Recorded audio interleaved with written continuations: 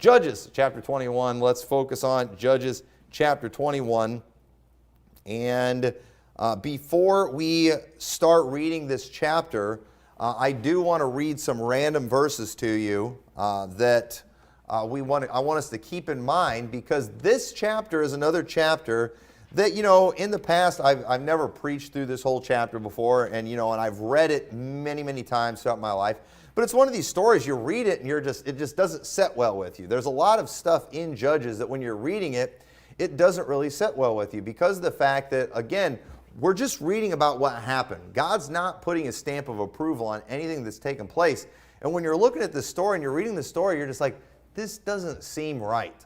And you know why? Because it isn't right. What we are about to see in Judges chapter 21 is terrible. This is another really bad story, which is pretty much most of what we see in Judges, is we see terrible stories where God's people are doing terrible things, and even the good guys in the book of Judges have some pretty major flaws in their life, but what we see is God being merciful and God delivering them anyway. This book is a book that Israel should have been ashamed of. It's one they should have read, and when they were in captivity, they should have said, yep, I see why we're in captivity. We have been wicked as a people.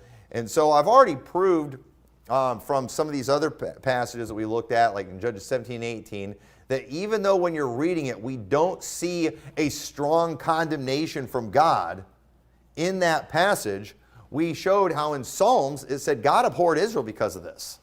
So we are not going out on a limb. I am not stretching anything when I say what Israel does in this chapter is terrible, and God was not pleased with it. Without a doubt, even though the Bible doesn't tell us, I can go to other places in the Bible and see exactly what God thinks about it.